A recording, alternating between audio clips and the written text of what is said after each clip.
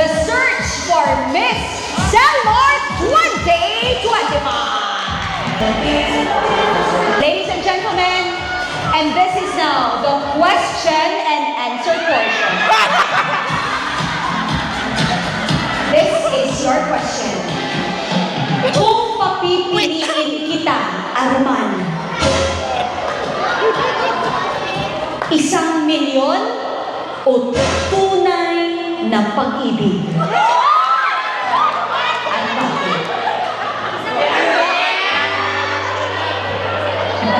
Si Arman, yung mga reaction niya parang lumang-lumang bakla. Ano? Pagmamahal. Ang pera ko rin ang makikita yan. So, ang pagmamahal, hirap kong hanapin. And thank you! Wow! Ganda! Kung papipiliin kita, ano ang mas iibigin mo? Lalaking pangit pero maraming pera? O lalaking gwapo pero kailangan mo siyang buhayin? O ano ang mas pipiliin mo? Lalaking hindi ganun kagwapuhan pero may gato? O lalaki, hindi ko sinabing pangit ka ha? Tumingin lang ako.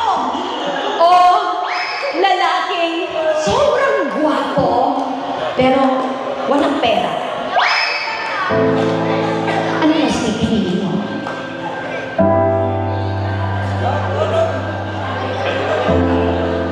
Lalaking pangit. Sige, pero may pera. Lalaking pera.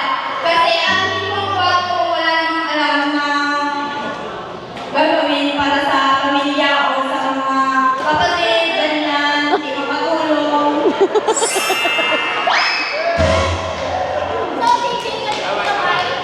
Kaya si Jay ang akin. Talaga? Hoy, palaban! Senador Moore! Wow! Ano ang posisyon mo ngayon sa Selmart? Ikaw ay isang displayer. Okay. Kung mabibigyan kita ng pagkakataong mag-request ng posisyon sa iyong boss, chance ako na niya.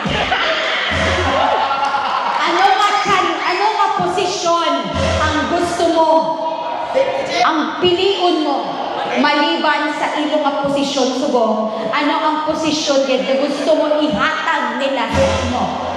Ito ay ang Manager.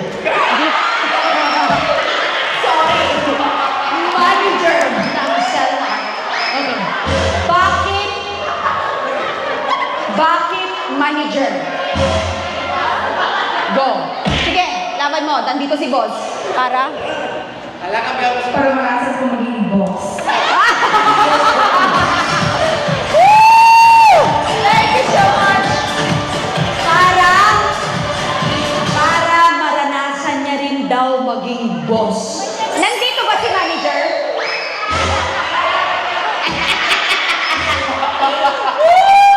Okay. Sigawan at palakpakan, ladies and gentlemen, sa bawat kandidata na aking tatawagin. Ayan, kung sino ang may pinakamalakas na sigawan at iyawan, siya ang mananalo ngayong gabi.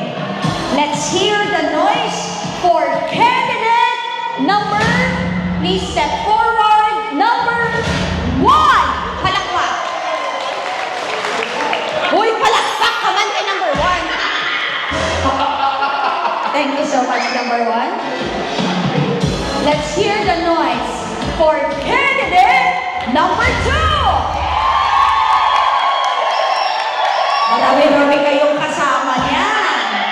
Thank you so much. BJ, alam mo na. Let's go to candidate number 3.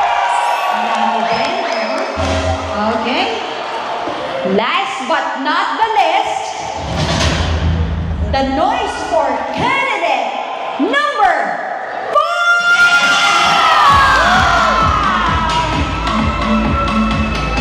Ladies and gentlemen, mukhang may nagtagumpay na mga